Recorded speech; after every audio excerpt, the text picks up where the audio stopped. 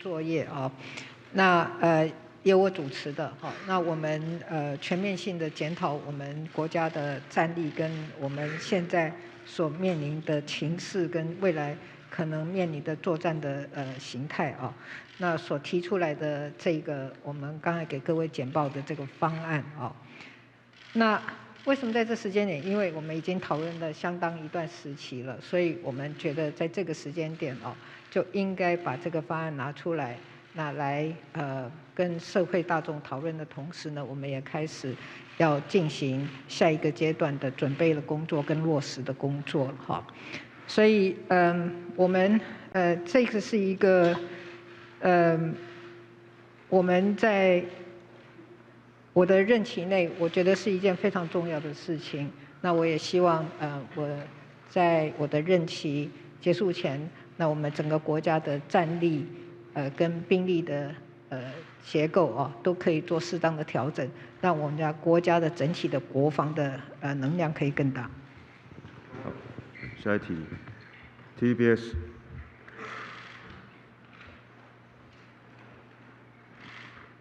哦，对不起，刚才还没回答一个问题，有没有选举的考量？我刚才也讲过了哦，这个对我来讲，确实是一个很困难的决定。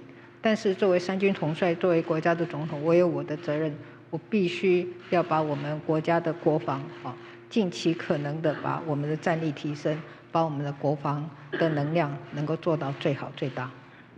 好，那 T 台继续。总统午安，我是 TVBS 的刘婷婷。这个题目是想请教三军统帅您以及赖副总统，就是刚刚您有提到说这个非常困难的决定，但是明年是选举这一块，那您的部分会怎么来帮助赖副总统，就是在接下来要拼2024总统这一块，要怎么的让在论述上面做相关的论述。另外一个是想要请教，就是有关于目前建制的兵役的教官数量还有资源是否充足，以及还有无规划机制防止政策如果因为政党轮替而被转弯。我们在整个最后的方案形成的过程中，都有跟院长、跟副总统，我们大家都有一起讨论过哦。那我们希望能够跟社会做最大的沟通哈，取得社会最大的支持。那这是我们在未来的1年，我们要花很多的心力啊，来跟社会沟通的一件事情哈。那至于我们必须要投入的这些资源哈，尤其是我刚才也提到了，我们要强化这些训练的量能哦，我们必须所做的投资呢，我们也都预估好可能的经费，那我们也会持续的把它把这个经费呢能够把这个预算备齐，然后我们来进行这一项强化我们国防实力的一个作业哦。那我相信这很多的事情，我们经过良好的社会沟通，而且是缜密的规划哈，社会大众的支持会让这个方案能够持续下去，不论政党有没有轮替，我相信这都会持续下去的。我们接着是不是请赖副总统？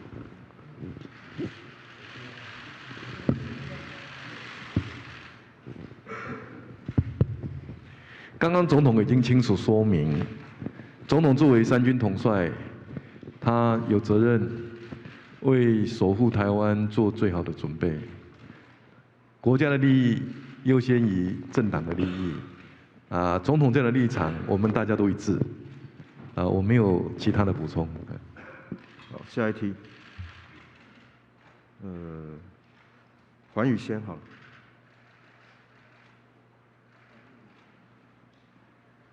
总统你好，我是环宇的李鼎强。我想请教，刚才您说资源的问题，因为其实现在大家很多知道说支援一些主战部队基层人力是不太够的，那你要怎么去抽调这样的人力去训练义务役？再来就是训练的场地够不够一下容纳这么多的人进来？谢谢。所以我们将来未来的1年有1年的准备期，因为这个整个计划正式开始执行是在2024年的1月1号，所以明年将会是一个非常非常忙的1年啊。那我们这个训练的方式哦，除了训场我们要强化之外，其实有很多训练的模组哦都是现成的，我们可以陆续的把它获得哈。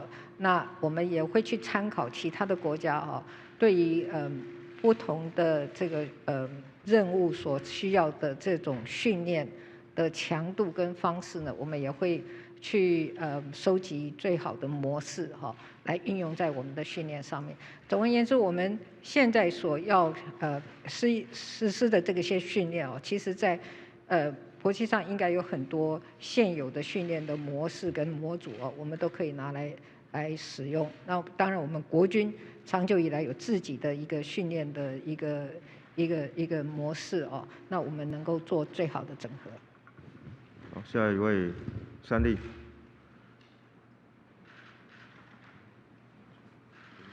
总统好，总统好，这边3立新闻朱淑君提问，想跟您请教，义务役恢复1年之后，薪资会提升至2万多元。那英系立委是希望说要加码高过基本工资，那想请教总统的看法。另外，这部分的裁员会从哪边来？谢谢。我们按照我们现在的国防部的规划哈。那再加上刚才所提到的这些保险的费用跟这个它的其他的这个费用的这个国家的支出哦，这个加起来其实已经非常逼近这个最低工资的水准了。那这些钱哦，我们也都有做过规划哈。那我想用我们的国家预算指引应该不是问题。好，那个日本的媒体。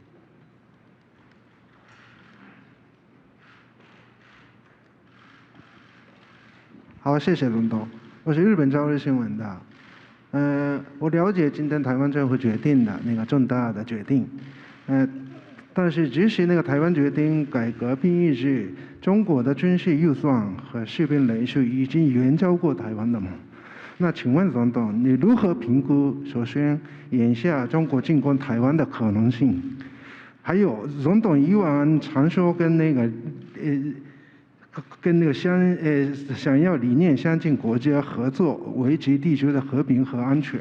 那目前台湾在各领域，尤其是军事领域，与其他国家的合作，您觉得足够不足够？那个最后，2019年你接受日本专访的时候也说过，希望能与日本举行安保对话。那为了降低中国在未来进攻台湾的可能性，你觉得台湾将来在军事领域上需要跟日本、美国、欧洲等个别国家加强哪一些方面的合作？谢谢。谢谢。我们是持续的有在跟相关的国家来进行讨论哦。那我相信很多的国家对台湾都很关心哈。那也希望台湾的民主还有台湾人的自由民主的生活方式都可以存续下去，因为对全世界来讲，台湾的存在是非常重要的意义的哈。所以我们有很多的国家关切台湾，也关心台湾，那也愿意用他们自己的方式来协助我们哈。那我们都感到非常的感谢哈。那我只能说，我们对于愿意帮助我们的国家，我们都会从事沟通，也寻求合作的可能性哈。至于其他的，我也没有办法再跟你再进一步的说明了。好，下一题。联合报。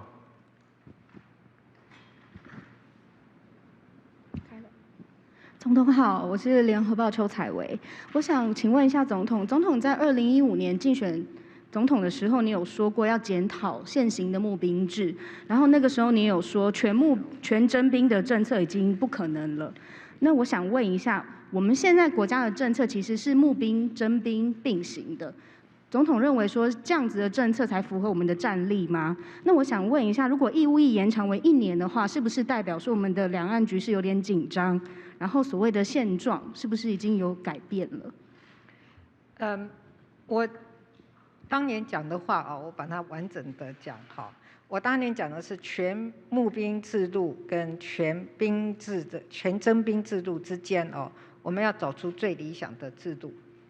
那可以从我们刚才看到的我们全民国防的这个4个区块来看的话，它有包括志愿役，它是募兵制，也有包括义务役，1年期的义务制，它是征兵制。而且他们的任务都不一样，一个是主作战任务，一个是守备任务。所以与其说是征募并行，倒不如是一个征募双轨制他们有不同的兵员那也有不同的任务所以但是他们在训练也有强度不同，训练的内容也不同，但是他们在战场上他们是合作的在保护国家。让维持社会的稳定，他们都是合作的。我现在做的是一个国家，不论在面临什么样的情况，都应该跟整个国家的所面临的区域的情势跟全球的局势来一起考量那它不必然只是受两岸因素的唯一这个因素的影响。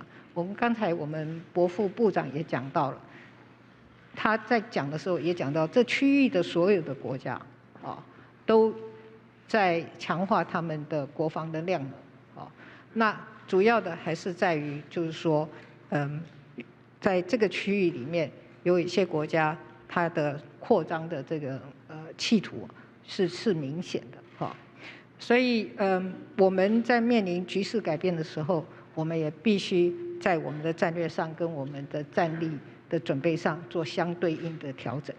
那么这个是一个国家在面临外部局势发生变化的时候，我们都必须做的。我们做的跟其他国家在做的并没有什么两样。好，下一位，UDN 好了。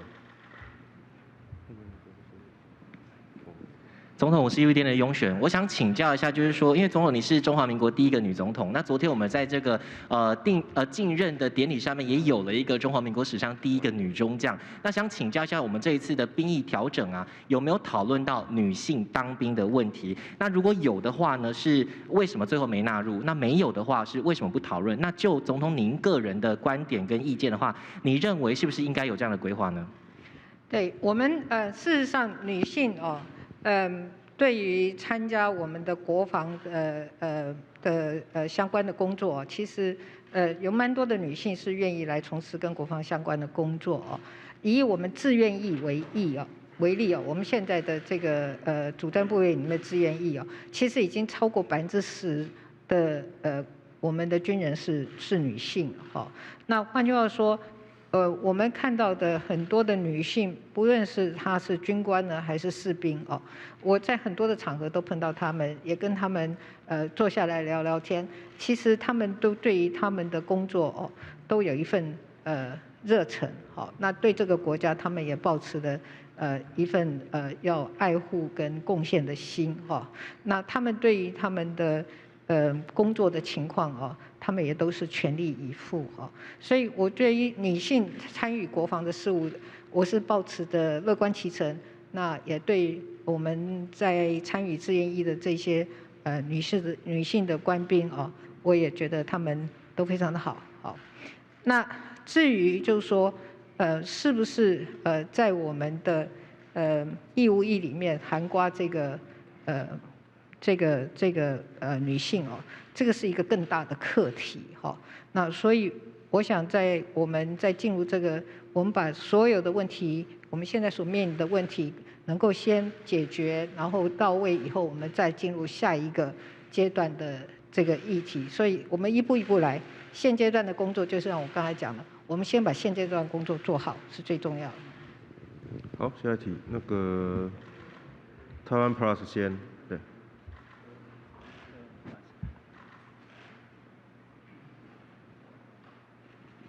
Hello, I'm Rick Lau from Taiwan Plus. I'd like to ask the President, what message do you think today's measures that you're announcing, what message do you think they send to Beijing? 这个提问是来自台湾 Plus。那想请问总统，今天宣布的这个方案当中有没有想要传达什么讯息给北京？我想今天主要传达的是给我们国民的讯息，就是我们在面临区域情势的不断的改变的情况下，那我们必须也同时来修正跟改变我们的所有的准备啊。那包括我们全民国防的这个各项的制度跟准备，我们都要持续性的保持检讨。那有必要的时候，我们就必须要做改变哈。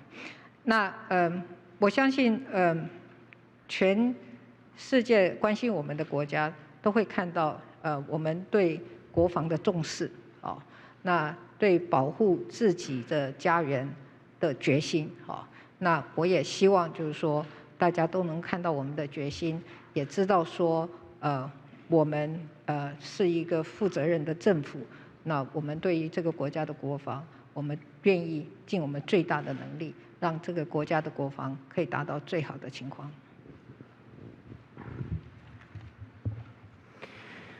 So today we are mainly giving a message to the people of Taiwan, and this message is that faced with ever-changing situation in the region, we will continue to adjust our preparations in terms of our civil defense mechanisms, and we will continue to review such plans or mechanisms and make changes whenever necessary. I believe that all the countries in the world that care for Taiwan will see how much importance that we attach to our national defense, and they will see our determination to protect and safeguard our homeland. I also hope that everyone will see our determination in this regard, and I hope they will see that Taiwan has a responsible government that will continue to do our utmost to protect and defend our nation in the best way possible. 好，下一题，先台湾醒报。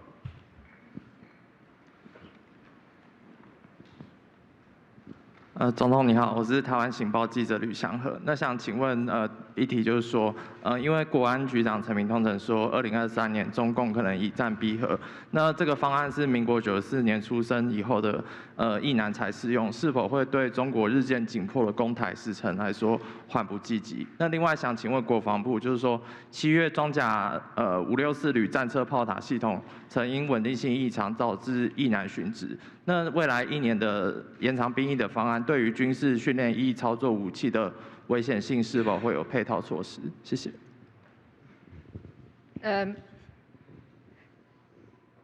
中国什么时候会对台湾采取军事的这个行动啊？这个是我们持续都在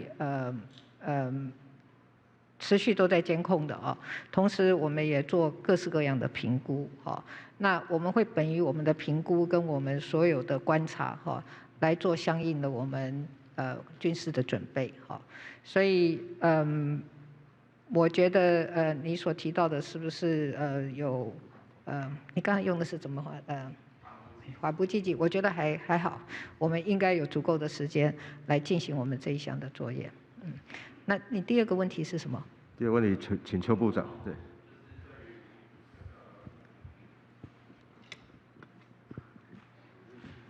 564旅的就是那个军事训练役操作武器的危险性是否有配套措施？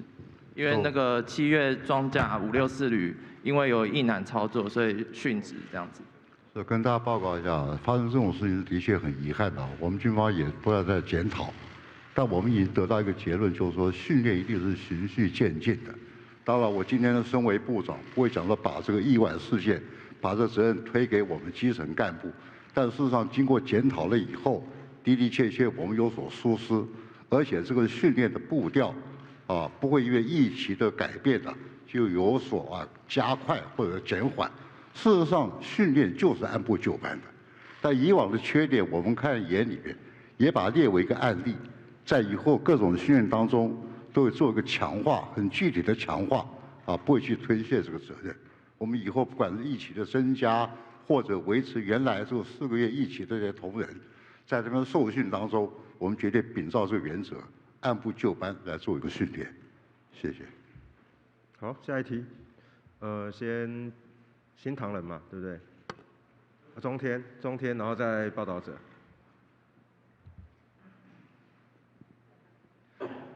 副总统好，我这边是中天的陈佑提问，我想问一下副总统，因为有关于这个兵役延长的政策到今天才宣布，不过是有传出赖副是不是担心因为宣布了这个役期延长，影响到自己的选情，所以呢才会让这个时间点一拖再拖呢？那这个部分赖副可不可以帮我们补充一下？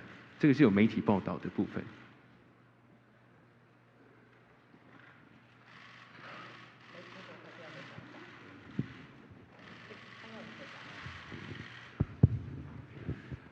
你刚刚这个问题的说法，我们没有听过，因为刚刚的简报里面，蔡总统已经清楚说明，这个是国家基于全民国防的政策目标之下，在蔡总统的领导，国安会跟国防部经过2年的作业讨论，在今天提出来跟社会大众报告，也争取社会大众的支持了。那这过程当中，包括我本人，包括行政院苏院长参与的人，基本上我们都把国家的利益摆在优先的位置，选举或是政党的利益是摆在后面。我们认为，只要对国家有利益的事情，我们就应该要去做。那也只有把国家利益摆在前面的政党，才有可能赢得人民的支持。好，谢谢你。好，下一题。那报道者，然后再《华尔街日报》。总统好，我是报道者的记者杨志强。因为这一次我们看到那个乌俄战争，民防单位发挥很大的力量，然后这一次的改革又以全民国防作为一个诉求，然后现在我们的民防单位组织单位其实是内政部。然后我想问的是，在未来军方跟民防这个部分要怎么样合作？谁来怎么样衔接？组织单位是谁呢？或者是接下来，比如说民安演习，会不会有军方的人，或者是军方的演习会不会纳入民防的单位？谢谢。谢谢。这个我们在这个方案里面，事实上也触及到的这个民防的问题，尤其是我们对于这个将来的1年期的这个义务役，或者是将来在未来的一段时间，这个以后呢4个月的这个军事训练的这些军人哦，他也会有一些关于民防的训练哦。那我们的概念是，当他们来服役的时候，我们施予民防的训练；当他们回到民间的时候，他就是在民间我们民防的一个重要的支撑点哈。所以那另外一方面就是从民防的角度，这个在过去一段时间都是由我们行政院来负责的哈。那我们在今天这个处理完，这个只是我们的第一个阶段，我们后面还是要进行强化我们民防的这个部分的讨论哈，跟检讨哈。那你听得见吗？当我们检讨到一定程度的时候，我们也会像今天一样跟大家报告。还有什么问题？苏院长不知道有没有要补充的？好，那下一题，《华尔街日报》。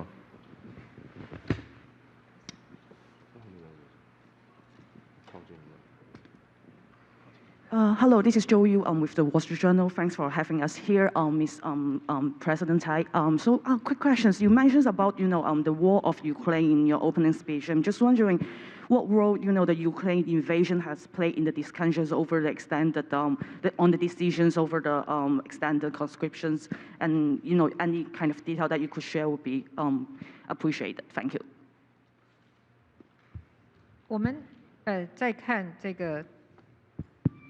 我们在看这个乌克兰战争，我们学到的几件事情哦。第一个就是乌克兰人民哦，他们保护家园的决心。好，那第二就是说，我们对乌克兰的军事的训练哦，那我觉得他们的军事的训练有达到相当的水准，好，以至于就是在这么多天这么多个月以来的这个俄国的入侵的情况下，他们都还能够挺住，就表示说他们的军事训练有达到一定的水准，啊，那也因为他们的保护家园的决心，还有他的军事的一个量能达到一定程度哈，那给予国际社会足够的时间来提供乌克兰他们所需要的这个援助跟协助哈，那这个是我们从这个乌克兰战争里面所学到的，那也一定程度的反映在我们这一次在检讨我们的全民国防的这个架构里面。We have learned a few lessons from the Russian-Ukrainian war. Firstly, we have seen the Ukrainians' determination to protect their homeland. And second, we have seen that the military training in Ukraine achieved a certain level enough to withstand Russian invasions for several months. The Ukrainian people's determination to protect their homeland and their military capacities have given the entire world enough time to provide the necessary help that Ukraine needs. And those are the things that we learned from the Russian-Ukrainian war, and of course, to a certain extent, that also contributed to this decision in terms of how we reviewed our existing system. 好，下一题。先新加坡联合早报，然后那边是不是一电视？先新加坡，然后再一电视。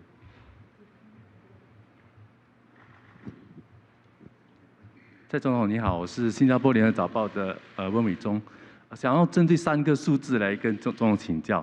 第一个是1000，在台北市有超过1000的青年在今年提早要求服兵役，然后我想请问蔡总统对于这些青年人的担心有什么回应？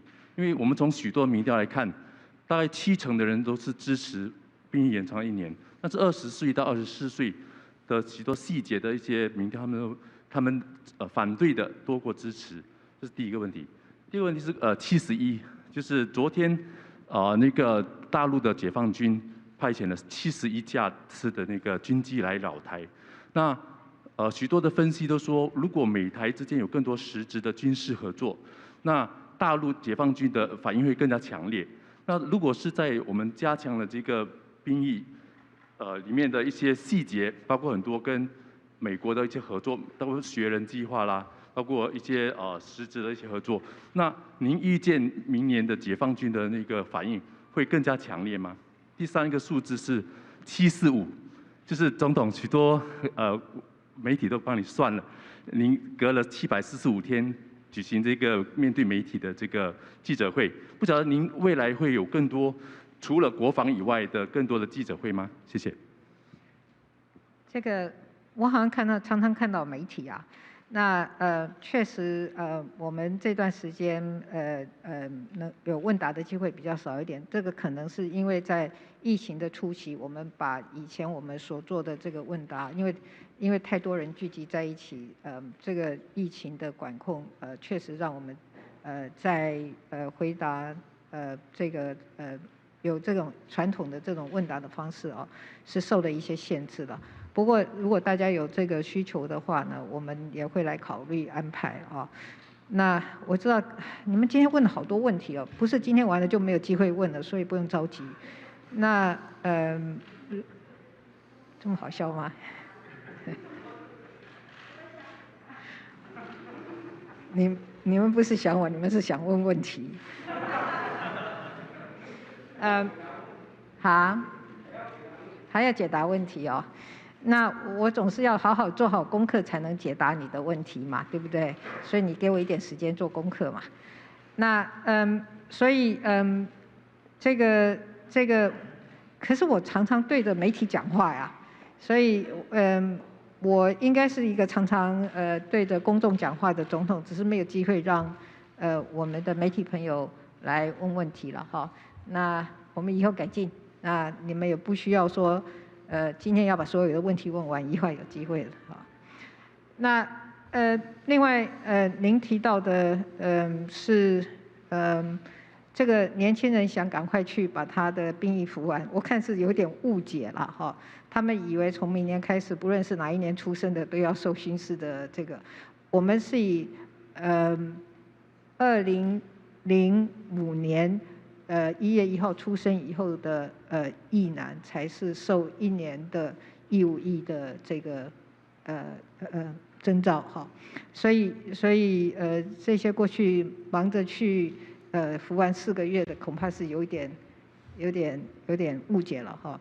但是我会劝这个4个月的义务役的这个朋友哦，刚才我们副部长也给了那张图表，到2029年我们都还有4个月役期的我们预期还有4个月役期的这个役男哦，要受4个月的训练哈。